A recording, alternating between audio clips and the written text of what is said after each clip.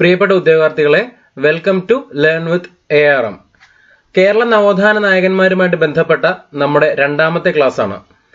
ഇന്ന് നമ്മൾ പഠിക്കുന്നത് ചട്ടമ്പി സ്വാമികളെ കുറിച്ചാണ്. ചട്ടമ്പി സ്വാമികൾ കാലഘട്ടം 1853 ഓഗസ്റ്റ് 25 മുതൽ 1924 മെയ് 5 വരെ. 1853 ഓഗസ്റ്റ് 25 മുതൽ 1924 മെയ് 5 വരെ ആയിരുന്നു ചട്ടമ്പി സ്വാമികളുടെ കാലഘട്ടമായിട്ട് പറയുന്നത്. തിരുവനന്തപുരം നഗരത്തിൽ കണ്ണമൂല അല്ലെങ്കിൽ കൊല്ലൂര് എന്ന സ്ഥലത്ത് ഉള്ളൂർക്കോട്ട് തറവാട്ടിൽ 1853 ഓഗസ്റ്റ് 25 ചട്ടമ്പി സ്വാമികൾ ജനിച്ചത്. അച്ഛൻ വാസുദേവൻ നമ്പൂതിരിയും അമ്മ നങ്ങേമ പിള്ളയുമാണ്. ശ്രീ വിദ്യാധിരാജ പരമഭട്ടാരക ചട്ടമ്പി സ്വാമികളുടെ യഥാർത്ഥ പേര് അയ്യപ്പൻ എന്നായിരുന്നു. ചട്ടമ്പി സ്വാമികളുടെ യഥാർത്ഥ പേരെന്തായിരുന്നു? അയ്യപ്പൻ എന്നായിരുന്നുവെങ്കിലും കുഞ്ഞൻ എന്ന പേരിലാണ് ഏവരും വിളിച്ചിരുന്നത്. പിൽക്കാലത്ത് കുഞ്ഞൻ എന്നത് മാറിയിട്ട് എന്തായിട്ട് മാറി? കുഞ്ഞൻ പിള്ള എന്നായിട്ട് മാറുകയാണ് ചെയ്തത്. കുഞ്ഞൻ പിള്ള എന്ന് പറയുന്നത് ചട്ടമ്പി സ്വാമികളുടെ പേരാണ് എന്നുള്ള കാര്യം മനസ്സിലാക്കുക. ശ്രീ വിദ്യാധിരാജ പരമഭട്ടാരക ചട്ടമ്പി സ്വാമികൾ. അയ്യപ്പൻ എന്നായിരുന്നു യഥാർത്ഥ പേര്. ചെറുപ്പത്തില് കുഞ്ഞൻ എന്ന് അറിയപ്പെട്ടിരുന്നു. പിൽക്കാലത്ത് കുഞ്ഞൻ മാറിയിട്ട് കുഞ്ഞൻ പിള്ളയായിട്ട് മാറുകയാണ് ചെയ്തത്. ക്ലിയർ അല്ലേ? ശ്രീനാരായണ ഗുരുവിന്റെ സമകാലികനും സുഹൃത്തും സഹചാരിയുമായിരുന്നു ആര്? ചട്ടമ്പി സ്വാമികൾ എന്ന് പറയുന്നത്. പേട്ടയിൽ രാമൻപിള്ള ആശാനായിരുന്നു ആദ്യത്തെ ഗുരുനാഥൻ. രാമൻപിള്ള ആശാന്റെ ഗുരുകുലത്തിൽ വിദ്യാർത്ഥികളെ നിയന്ത്രിച്ചിരുന്ന മോണിറ്റർ അല്ലെങ്കിൽ ചട്ടമ്പി ആയിരുന്നതിനാലാണ് പിന്നീട് ചട്ടമ്പി എന്ന പേരിൽ അറിയപ്പെട്ടു. മോണിറ്റർ? ആ കാലത്ത് ക്ലാസ്സിനെ നിയന്ത്രിച്ചിരുന്ന ആളെ മോണിറ്റർ അല്ലെങ്കിൽ ചട്ടമ്പി എന്നായിരുന്നു വിളിച്ചിരുന്നത്. അങ്ങനെയാണ് ചട്ടമ്പി എന്ന പേരിൽ അറിയപ്പെട്ടു തുടങ്ങിയത്. അപ്പം അദ്ദേഹത്തിന്റെ ആശാൻ ആരായിരുന്നു എന്ന് ചോദിച്ചാൽ, ആദ്യകാല ഗുരുനാഥൻ ആരായിരുന്നു എന്ന് ചോദിച്ചാൽ പേട്ടയിൽ രാമൻപിള്ള ആശാനായിരുന്നു. ക്ലിയർ അല്ലേ? പിന്നെ പറയുന്ന കാര്യം എന്താണ്? ജടാപാടികളായിരുന്നു സംസ്കൃതത്തിലും വേദോപനിഷത്തുകളിലെയും യോഗവിദ്യയിലും ചട്ടമ്പി സ്വാമികളുടെ ഗുരു എന്ന് പറയുന്നത്.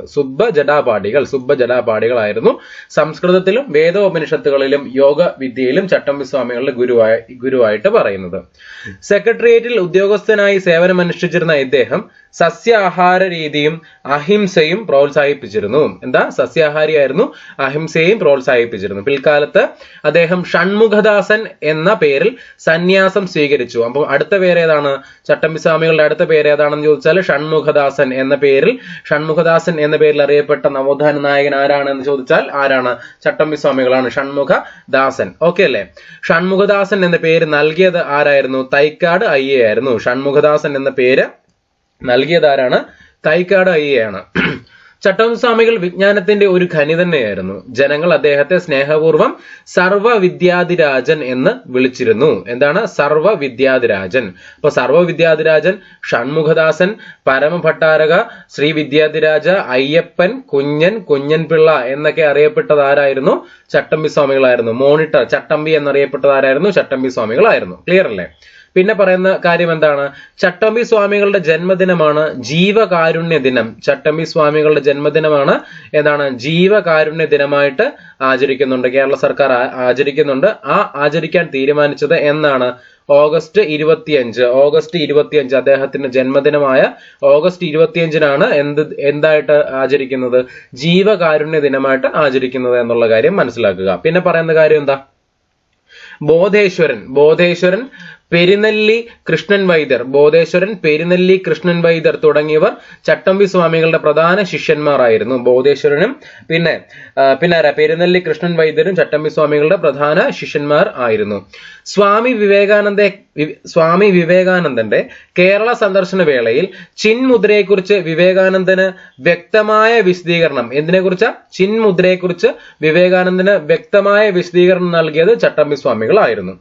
1892 എറണാകുളത്ത് വെച്ചാണ് സ്വാമി വിവേകാനന്ദനുമായിട്ട് കൂടിക്കാഴ്ച നടത്തിയത്. അപ്പം സ്വാമി വിവേകാനന്ദനും ചട്ടമ്പി സ്വാമികളും തമ്മിൽ കൂടിക്കാഴ്ച നടത്തിയത് 1892 ഓക്കെ അല്ലേ? അപ്പം മലബാറിൽ ഞാനൊരു യഥാർത്ഥ മനുഷ്യനെ കണ്ടു എന്ന് സ്വാമി വിവേകാനന്ദൻ പറഞ്ഞത് ആരെക്കുറിച്ചാണ്? ചട്ടമ്പി സ്വാമികളെ കുറിച്ചാണ് എന്ന് പറയുന്നു. മലബാറിൽ ഞാനൊരു യഥാർത്ഥ മനുഷ്യനെ കണ്ടു എന്ന് സ്വാമി വിവേകാനന്ദൻ പറഞ്ഞത് ചട്ടമ്പി സ്വാമികളെ കുറിച്ചാണ്. അദ്ദേഹം ഒരു ഗരുഡനാണെങ്കിൽ ഞാൻ ഒരു കൊതുകാണ്, അതാണ് ഞങ്ങൾ തമ്മിലുള്ള വ്യത്യാസം. സ്വാമി വിവേകാനന്ദനെ കുറിച്ച് ചട്ടമ്പി സ്വാമികൾ പറഞ്ഞ വരികളാണിത്. എന്താ ചട്ടമ്പി സ്വാമി വിവേകാനന്ദനെ കുറിച്ച് പറഞ്ഞത് എന്താണ്? അദ്ദേഹം ഒരു ഗരുഡനാണെങ്കിൽ ഞാൻ ഒരു കൊതുകാണ് എന്ന് പറഞ്ഞത് ആരാണ്? സ്വാമി വിവേകാനന്ദനെ കുറിച്ച് ചട്ടമ്പി സ്വാമികൾ പറഞ്ഞ വരികളാണ്. പിന്നെ പറയുന്ന കാര്യം എന്താ? 1924 മെയ് 5-ാം തീയതി കൊല്ലം ജില്ലയിലെ പന്മനയിൽ വെച്ച് അദ്ദേഹം സമാധി അടഞ്ഞു. എന്നാണ് 1924 മെയ് 5-ന് കൊല്ലം ജില്ലയിലെ പന്മനയിൽ വെച്ച് അദ്ദേഹം സമാധി അടയുകയാണ് ചെയ്തത്. അപ്പോ ചട്ടമ്പി സ്വാമി മെമ്മോറിയൽ സ്ഥിതി ചെയ്യുന്നത് എവിടെയാണെന്ന് നമുക്ക് പറയാൻ പറ്റും? പന്മനയിലാണെന്ന് പറയാൻ വേണ്ടി പറ്റും. ചട്ടമ്പി സ്വാമികൾ മെമ്മോറിയൽ സ്ഥിതി ചെയ്യുന്നത് എവിടെയാണ്? കൊല്ലം ജില്ലയിലെ പന്മനയിലാണ്. ക്ലിയർ അല്ലേ? അദ്ദേഹത്തിന്റെ സമാധി സ്ഥാനത്ത് ശിഷ്യർ പണികഴിപ്പിച്ച ബാലഭട്ടാരക ക്ഷേത്രം സ്ഥിതി ചെയ്യുന്നു. എന്താണ് ബാലഭട്ടാരക ക്ഷേത്രം? എവിടെയാണ്? ചട്ടമ്പി സ്വാമികളുടെ സമാധി സ്ഥലത്ത് ശിഷ്യർ പണികഴിപ്പിച്ച ബാലഭട്ടാരക ക്ഷേത്രം എവിടെയാണ് സ്ഥിതി ചെയ്യുന്നത്? ബാലഭട്ടാരക ക്ഷേത്രം അദ്ദേഹത്തിന്റെ സമാധി സ്ഥലത്താണ് സ്ഥിതി ചെയ്യുന്നത്. ക്ലിയർ അല്ലേ? ചട്ടമ്പി സ്വാമികൾക്ക് ആത്മീയ ജ്ഞാനം കൈവന്നത് വടിവീശ്വരം എന്ന സ്ഥലത്തു നിന്നാണ്. എന്താണ്? വടിവീശ്വരം എന്ന സ്ഥലത്ത് വെച്ചിട്ടാണ് ചട്ടമ്പി സ്വാമികൾക്ക് ആത്മീയ ജ്ഞാനം ലഭിച്ചത് എന്നാണ് പറയുന്നത്. ക്ലിയർ അല്ലേ? പിന്നെ പറയുന്ന പോയിന്റ് നോക്കിക്കേ.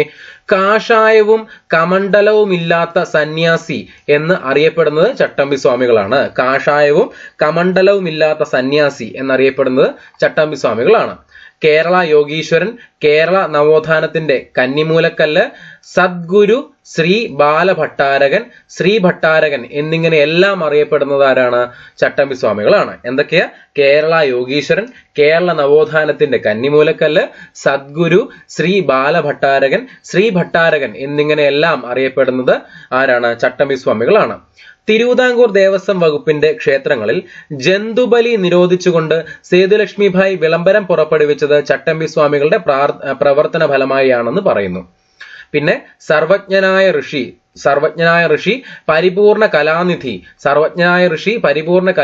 എന്നിങ്ങനെയെല്ലാം ചട്ടമ്പി സ്വാമികളെ വിശേഷിപ്പിച്ചത് ആരായിരുന്നു? ശ്രീനാരായണ ഗുരുവാണ്. എന്താ?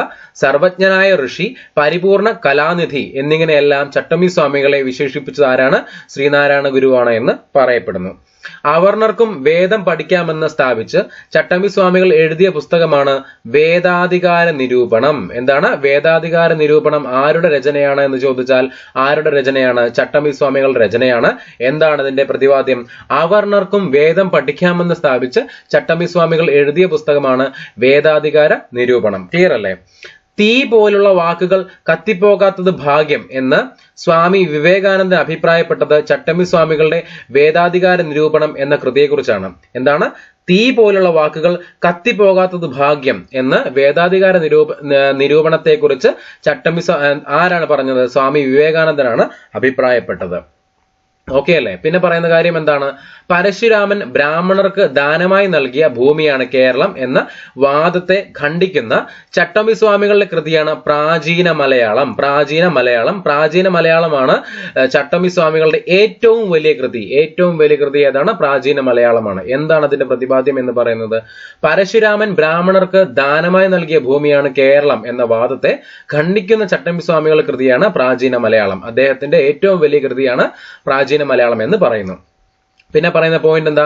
ബ്രഹ്മാനന്ദ ശിവയോഗിയുടെ മോക്ഷപ്രദീപത്തിനുള്ള മറുപടിയാണ് മോക്ഷപ്രദീപ ഖണ്ഡനം രചിച്ചത്. ബ്രഹ്മാനന്ദ ശിവയോഗിയുടെ മോക്ഷപ്രദീപത്തിനുള്ള മറുപടിയായാണ് മോക്ഷപ്രദീപ ഖണ്ഡനം അദ്ദേഹം രചിച്ചത്. ക്ലിയർ അല്ലേ? പ്രാചീന കേരളത്തിൽ നിലനിന്നിരുന്ന ജാതിരഹിതമായ ആദ്യ സമൂഹത്തിന്റെ ചരിത്രം അനാവരണം ചെയ്തുകൊണ്ട് ചട്ടമ്പി സ്വാമി രചിച്ച പുസ്തകമാണ് പ്രാചീന മലയാളം. രചിച്ചതാരാണ്? ചട്ടമ്പി സ്വാമികളാണ്. പിന്നെ പറയുന്ന കാര്യം എന്താ? ക്രിസ്തീയ മിഷണറിമാരുടെ കേരളത്തിലെ പ്രവർത്തനങ്ങളെ ശക്തമായി എതിർക്കുകയും വിമർശിക്കുകയും ചെയ്ത ചട്ടമ്പി സ്വാമികളുടെ കൃതിയാണ് ക്രിസ്തുമതഛേദനം. ഏതാണ്? ക്രിസ്തുമതഛേദനം. ചട്ടമ്പി സ്വാമികൾ ജീവിതവും കൃതികളും എന്ന പുസ്തകം രചിച്ചത് കെ മഹേശ്വരൻ നായരാണ്. ചട്ടമ്പി സ്വാമികൾ ജീവിതവും കൃതികളും എന്ന പുസ്തകം രചിച്ചത് കെ മഹേശ്വരൻ നായരാണ്. ചട്ടമ്പി സ്വാമികളെ കുറിച്ച് ടോണി മാത്യു രചിച്ച കൃതിയാണ് ജീവിതവും ദർശനവും. കേരളത്തിൽ നിലനിന്നിരുന്ന സാമൂഹിക ഉച്ചനീചത്വത്തിനെതിരെ പട്ടിസദ്യ സംഘടിപ്പിച്ച സാമൂഹിക പരിഷ്കർത്താവാണ് ചട്ടമ്പി സ്വാമികൾ. പട്ടിസദ്യ സംഘടിപ്പിച്ച സാമൂഹിക പരിഷ്കർത്താവാണ് ചട്ടമ്പി സ്വാമികൾ. അയിത്തം കടലിൽ തള്ളണമെന്ന് ആഹ്വാനം ചെയ്ത സാമൂഹിക പരിഷ്കർത്താവും ആര് തന്നെയാണ്? ചട്ടമ്പി സ്വാമികളാണ്. അയിത്തം അറബിക്കടലിൽ തള്ളണമെന്ന് ആഹ്വാനം ചെയ്ത സാമൂഹിക പരിഷ്കർത്താവാണ് ചട്ടമ്പി സ്വാമികൾ. അയിത്തം അറബിക്കടലിൽ തള്ളണമെന്ന് ആഹ്വാനം ചെയ്ത സാമൂഹ്യ പരിഷ്കർത്താവാണ് ചട്ടമ്പി സ്വാമികൾ. അദ്ദേഹത്തിന്റെ പ്രവർത്തനം പ്രധാനമായും അദ്ദേഹത്തിന്റെ പ്രവർത്തന രംഗം പ്രധാനമായും നായർ സമുദായമായിരുന്നു. എന്നിരുന്നാലും എല്ലാ മതങ്ങളുടെയും അടിസ്ഥാന തത്വങ്ങൾ എടുത്തുകാട്ടി അവയുടെ മൗലികമായ ഏക സ്വഭാവത്തെ സമർത്ഥിക്കുകയാണ് ചട്ടമ്പി സ്വാമികൾ ചെയ്തത് എന്ന് പറയുന്നു. ഓക്കെ അല്ലേ? പിന്നെ പറയുന്ന കാര്യം എന്താ? ചട്ടമ്പി സ്വാമികളുടെ പ്രധാന രചനകൾ. ചട്ടമ്പി സ്വാമികളുടെ പ്രധാന രചനകൾ ഏതൊക്കെയാണ്? അദ്വൈത ചിന്താ പദ്ധതി, അദ്വൈത പഞ്ചരം, ബ്രഹ്മതത്വ നിർഭാസം, നിജാനന്ദ വിലാസം, ജീവകാരുണ്യ നിരൂപണം, ക്രിസ്തുമത നിരൂപണം, വേദാധികാര നിരൂപണം, വേദാന്ത സാരം, സർവമത സാമരസ്യം, തമിഴകം, പരമഭട്ടാര ദർശനം, മോക്ഷപ്രദീപ ഖണ്ഡനം, ക്രിസ്തുമത ഛേദനം, പുനർജന്മ നിരൂപണം, തർക്ക രഹസ്യരത്നം, പ്രാചീന മലയാളം, ആദിഭാഷ എന്നിവയായിരുന്നു ചട്ടമ്പി സ്വാമികളുടെ പ്രധാന രചനകളായിട്ട് പറയുന്നത്. അപ്പൊ ചട്ടമ്പി സ്വാമികളുടെ എല്ലാ കാര്യങ്ങളും എല്ലാ പോയിന്റുകളും മനസ്സിലായല്ലോ. നമ്മൾ പോകുന്ന അടുത്ത നവോത്ഥാന നായകൻ എന്ന് പറയുന്നത് വളരെയധികം പ്രാധാന്യത്തോടു കൂടി നമ്മൾ പഠിക്കേണ്ടതാണ്. ആരെക്കുറിച്ചാണ് അടുത്ത് പറയാൻ വേണ്ടി പോകുന്നത്? അയ്യങ്കാളിയെ കുറിച്ചാണ് അടുത്തത് പറയാൻ വേണ്ടി പോകുന്നത്. അയ്യങ്കാളി കാലഘട്ടം 1863 മുതൽ 1941 വരെ ദളിതരുടെ ഉന്നമനത്തിന് വേണ്ടി ജീവിതം സമർപ്പിച്ച സാമൂഹിക പരിഷ്കർത്താവായിരുന്നു മഹാത്മാ അയ്യങ്കാളി. ദളിതരുടെ ഉന്നമനത്തിനായി ജീവിതം സമർപ്പിച്ച സാമൂഹിക പരിഷ്കർത്താവായിരുന്നു മഹാത്മാ അയ്യങ്കാളി. 1863 ഓഗസ്റ്റ് 28 തിരുവനന്തപുരത്തിനടുത്തുള്ള വെങ്ങാനൂർ എന്ന സ്ഥലത്ത് പ്ലാവത്തറ വീട്ടിലാണ് ജനനം. അപ്പം 1863 ഓഗസ്റ്റ് 28 വെങ്ങാനൂരിലായിരുന്നു ആര് ജനിച്ചത്? അയ്യങ്കാളി ജനിച്ചത്. പ്ലാവത്തറ വീട്ടിലാണ് ജനിച്ചത്. അയ്യങ്കാളിയുടെ മാതാപിതാക്കൾ മാലയും അയ്യനുമായിരുന്നു. അമ്മയുടെ പേര് മാലയും, അച്ഛന്റെ പേര് അയ്യൻ എന്നിങ്ങനെയായിരുന്നു അയ്യങ്കാളിയുടെ മാതാപിതാക്കളുടെ പേര്. ആധുനിക ദളിതരുടെ പിതാവ്, കേരള സ്പാർട്ടക്കസ്, അധസ്ഥിതരുടെ പടത്തലവൻ എന്നിങ്ങനെയെല്ലാം വിശേഷിപ്പിക്കപ്പെടുന്നത് ആരാണ്? അയ്യങ്കാളിയാണ്.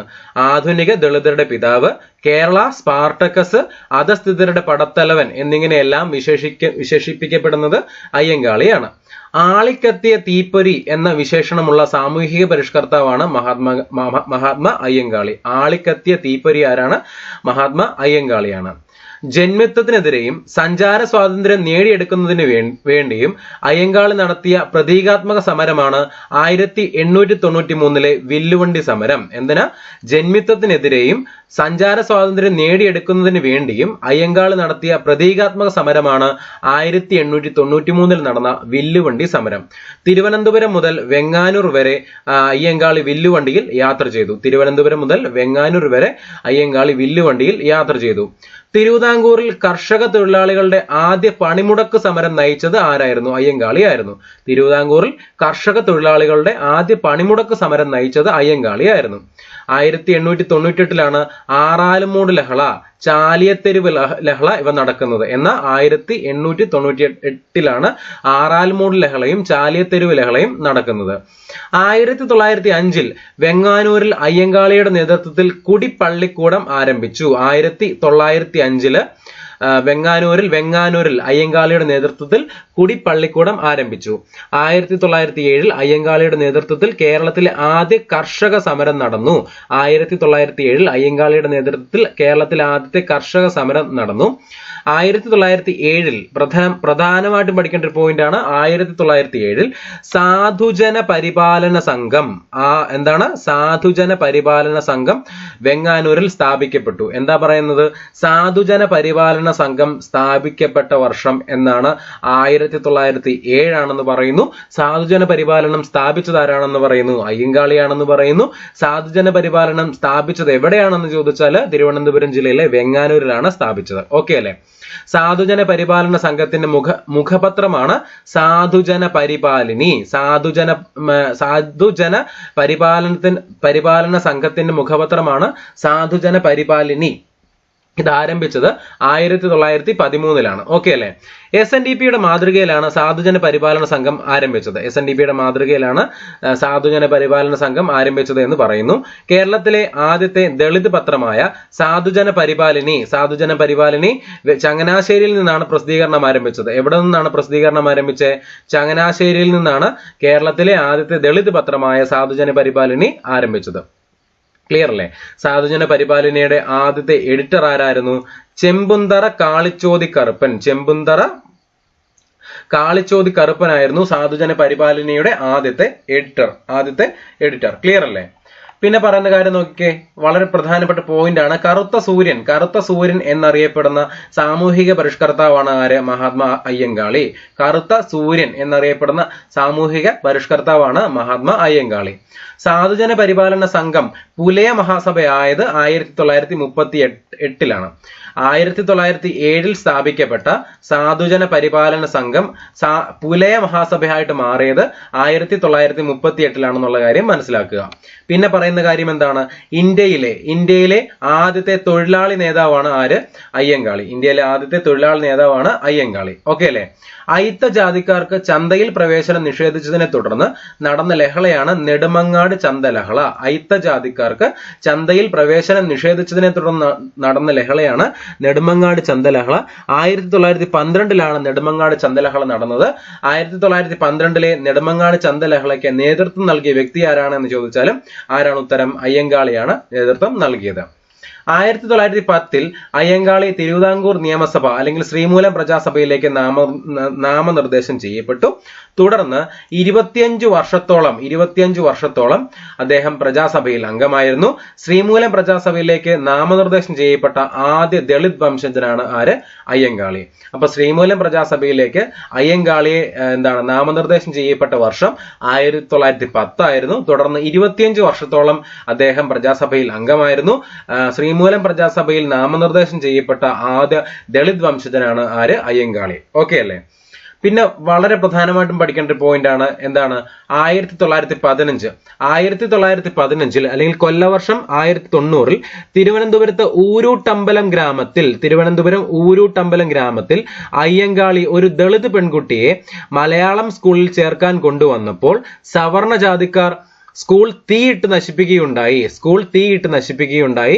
തുടർന്നുണ്ടായ കർഷക ലഹളയെ 90-ാം ആണ്ട് ലഹള. തുടർന്നുണ്ടായ ലഹളയെ നമ്മൾ വിളിക്കുന്ന പേരാണെന്ത്? 90-ാം ആണ്ട് ലഹള എന്ന് വിളിക്കുന്നു. പുലയ ലഹള എന്നും ഊരൂട്ടമ്പലം ലഹള എന്നിങ്ങനെ വിളിക്കപ്പെടുന്നതും ഏത് ലഹള തന്നെയാണ്? 90-ാം ആണ്ട് ലഹള തന്നെയാണ്. അപ്പൊ ഈ 90-ാം ആണ്ട് ലഹള എന്ന് പേര് വരാൻ കാരണം കൊല്ലവർഷം 1990 നടന്നതുകൊണ്ടാണ് 90-ാം ആണ്ട് ലഹള എന്ന് പേര് വന്നത്. അപ്പൊ 90-ാം ആണ്ട് ലഹള നടന്നത് 1915 കൊല്ലവർഷം 1990 നടന്നത് അല്ലെ? അതിന്റെ പശ്ചാത്തലം എന്ന് പറയുന്നത് ഊരൂട്ടമ്പലം ഗ്രാമത്തിലെ ഒരു സ്കൂളിൽ ഒരു ദളിത് പെൺകുട്ടിയെ മലയാളം സ്കൂളിൽ ചേർക്കുന്നതിന് വേണ്ടി അയ്യങ്കാളി കൊണ്ടുവരികയും സവർണ ജാതിക്കാരെ സ്കൂൾ തീയിട്ട് നശിപ്പിക്കുകയും ഉണ്ടായി. ഇതിനെ തുടർന്നുണ്ടായ ലഹളയാണ് 90-ാം ആണ്ട് ലഹള അല്ലെങ്കിൽ പുലയ ലഹള അല്ലെങ്കിൽ ഊരൂട്ടമ്പലം ലഹള എന്നിങ്ങനെ പേരുകളിൽ അറിയപ്പെടുന്നത്. നടന്ന വർഷം എന്ന് പറയുന്നത് എന്നാണ്? 1915 ഓക്കെ അല്ലേ? പിന്നെ പറയുന്ന കാര്യം എന്താ? അയ്യങ്കാളിയുടെ ആഹ്വാനത്തെ തുടർന്ന് ദളിത് സ്ത്രീകൾ കല്ലുമാല ധരിക്കുന്നത് ഉപേക്ഷിച്ച് പ്രതിഷേധിച്ചു. അപ്പൊ കല്ലുമാല സമരം നടന്ന വർഷം അതും 1915 ഈ ലഹളയെ കല്ലുമാല സമരം എന്നും വിളിക്കുന്നു. ഇത് കൊല്ലം ജില്ലയിലെ പെരുനാടിൽ നടന്നതുകൊണ്ട് ഈ ലഹളയ്ക്ക് പറയുന്ന മറ്റൊരു പേരെന്താണ്? പെരുനാട് ലഹള എന്നും പറയുന്നുണ്ട്. എന്താണ് പെരുനാട് ലഹള അല്ലെങ്കിൽ കല്ലുമാല സമരം നടന്നത്? 1915 1915 ആരായിരുന്നു നേതൃത്വം കൊടുത്തത് എന്ന് ചോദിച്ചാൽ അയ്യങ്കാളി ആയിരുന്നു നേതൃത്വം കൊടുത്തത്. കൊല്ലത്തിനടുത്തുള്ള പെരുനാടായിരുന്നു അതിന്റെ പ്രധാന സമര കേന്ദ്രം എന്ന് പറയുന്നത്. ക്ലിയർ അല്ലേ? അയ്യങ്കാളിയുടെ പ്രവർത്തന ഫലമായി തിരുവിതാംകൂറിന്റെ പല ഭാഗത്തും ദളിതർക്ക് താമസിച്ചു പഠിക്കുവാനുള്ള ഹോസ്റ്റലുകൾ സ്ഥാപിച്ചു. ഇങ്ങനെ തിരുവനന്തപുരത്ത് സ്ഥാപിച്ച ഹോസ്റ്റലിലാണ് മുൻ രാഷ്ട്രപതി KR നാരായണൻ താമസിച്ചു പഠിച്ചത് എന്ന് പറയുന്നു. 1937 ജനുവരി 15 തന്റെ 5ാമത്തെ കേരള സന്ദർശന സമയത്ത് ഗാന്ധിജി വെങ്ങാനൂരിലെത്തി അയ്യങ്കാളിയെ സന്ദർശിക്കുകയും പുലയ രാജാവ് എന്ന് അദ്ദേഹത്തെ വിശേഷിപ്പിക്കുകയും ചെയ്തു. അപ്പോൾ അയ്യങ്കാളിയെ പുലയ രാജാവ് എന്ന് വിശേഷിപ്പിച്ചത് ആരാണ്? ഗാന്ധിജിയാണ്. ഗാന്ധിജി എന്നാണ് വിശേഷിപ്പിച്ചത് എന്ന് ചോദിച്ചാൽ ഗാന്ധിജിയുടെ 5ാമത്തെ കേരള സന്ദർശനം നടന്നത് 1937 ജനുവരി 15 അന്ന് ഗാന്ധിജി അയ്യങ്കാളിയെ കണ്ടപ്പോഴാണ് എന്താണ് പുലയ രാജാവ് എന്ന് അദ്ദേഹത്തെ വിശേഷിപ്പിച്ചത്. ക്ലിയർ അല്ലേ? പിന്നെ പറയുന്ന പോയിന്റ് എന്താണ്? വിദ്യയിലൂടെ ഉന്നതി നേടുക എന്നതായിരുന്നു അയ്യങ്കാളിയുടെ പ്രധാന മുദ്രാവാക്യം. ഞങ്ങളുടെ കുട്ടികളെ സ്കൂളിൽ പഠിപ്പിച്ചില്ലെങ്കിൽ കാണായ പാടത്തെല്ലാം പുല്ലുമുളപ്പിക്കും എന്ന് അഭിപ്രായപ്പെട്ടതാരാണ്? അയ്യങ്കാളിയാണ്. ഞങ്ങളുടെ കുട്ടികളെ സ്കൂളിൽ പഠിപ്പിച്ചില്ലെങ്കിൽ കാണായ പാടത്തെല്ലാം പുല്ലുമുളപ്പിക്കും എന്ന് പറഞ്ഞതാരാണ്? അയ്യങ്കാളിയാണ്. ഞാനിതാ പുലയ ശിവനെ പ്രതിഷ്ഠിക്കുന്നു എന്ന് പറഞ്ഞതും ആര് തന്നെയാണ്? അയ്യങ്കാളിയാണ്. 1941 ജൂൺ 18 അദ്ദേഹം അന്തരിച്ചു. 1941 ജൂൺ 18 അദ്ദേഹം അന്തരിക്കുകയാണ്. അയ്യങ്കാളിയുടെ പ്രതിമ സ്ഥിതി ചെയ്യുന്നത് തിരുവനന്തപുരം കവടിയാറിലാണ്. തിരുവനന്തപുരം ജില്ലയിലെ കവടിയാറിലാണ്. ഇത് അനാച്ഛാദനം ചെയ്തത് 1980 1980 അന്നത്തെ പ്രധാനമന്ത്രിയായിരുന്ന ഇന്ദിരാഗാന്ധിയാണ് അയ്യങ്കാളിയുടെ പ്രതിമ എവിടെ? കവടിയാറിൽ 1980 അനാച്ഛാദനം ചെയ്തത്. ഇസ്ര ഡേവിഡ് ആയിരുന്നു ഈ ഒരു ശില്പത്തിന്റെ ശില്പി എന്ന് പറയുന്നത്. ഇസ്ര ഡേവിഡ്. ക്ലിയർ അല്ലേ? പിന്നെ പറയുന്ന പോയിന്റ് നോക്കിയേ. ഇന്ത്യയുടെ മഹാനായ പുത്രൻ the great son of India എന്ന് അയ്യങ്കാളിയെ വിശേഷിപ്പിച്ചത് ആരാണ്? ഇന്ദിരാഗാന്ധിയാണ്. ഇന്ത്യയുടെ മഹാനായ പുത്രൻ എന്ന് അയ്യങ്കാളിയെ വിശേഷിപ്പിച്ചത് ആരാണ്? ഇന്ദിരാഗാന്ധിയാണ്. 2002 തപാൽ വകുപ്പ് അയ്യങ്കാളി സ്മാരക സ്റ്റാമ്പ് പുറത്തിറക്കി. അയ്യങ്കാളിയുടെ മരണശേഷം 1942 തിരുവനന്തപുരത്ത് വെച്ച് ടി കേശവൻ ശാസ്ത്രി, അയ്യങ്കാളിയുടെ മരുമകനായ ടി കേശവൻ ശാസ്ത്രി പ്രസിഡന്റായി സമസ്ത തിരുവിതാംകൂർ പുലയർ മഹാസഭ സ്ഥാപിതമായി. 1942 തിരുവനന്തപുരത്ത് വെച്ചിട്ട് അയ്യങ്കാളിയുടെ മരുമകനായ ടി കേശവൻ ശാസ്ത്രിയുടെ നേതൃത്വത്തിൽ അല്ലെങ്കിൽ പ്രസിഡന്റായിട്ട് സമസ്ത തിരുവിതാംകൂർ പുലയർ മഹാസഭ സ്ഥാപിതമായി. സാധുജന പരിപാലന സംഘം ഈ സംഘടനയിൽ എന്ത് ചെയ്തു? ലയിക്കുകയാണ് ചെയ്തത്. ലയിച്ചു. അയ്യങ്കാളി നഗര തൊഴിലുറപ്പ് പദ്ധതി AUEGS അയ്യങ്കാളി നഗര തൊഴിലുറപ്പ് പദ്ധതി കേരളത്തിൽ ആരംഭിച്ചത് എന്നാണ് എന്ന് ചോദിച്ചാൽ 2010 ക്ലിയർ അല്ലേ? 2014 അയ്യങ്കാളി ചെയർ കേന്ദ്ര സർവകലാശാല ആരംഭിച്ചു. 2014 അയ്യങ്കാളി ചെയർ കേന്ദ്ര സർവകലാശാല ആരംഭിച്ചു എന്നാണ് പറയുന്നത്. പിന്നെ ഇങ്ങോട്ട് നോക്കിയാൽ വില്ലുവണ്ടി സമരം നടന്ന വർഷം പറയുന്നുണ്ട് 1893. നമ്മളിത് പഠിച്ചതാണ്. ഇന്ത്യയിലെ ആദ്യ കമ്മ്യൂണിസ്റ്റുകാരൻ അയ്യങ്കാളിയാണ് എന്ന് അഭിപ്രായപ്പെട്ടത് കേരളത്തിന്റെ മുൻ മുഖ്യമന്ത്രിയായ EK നായനാരാണ്. ഇന്ത്യയിലെ ആദ്യ കമ്മ്യൂണിസ്റ്റുകാരൻ അയ്യങ്കാളിയാണ് എന്ന് അഭിപ്രായപ്പെട്ടത് EK നായനാരാണ്.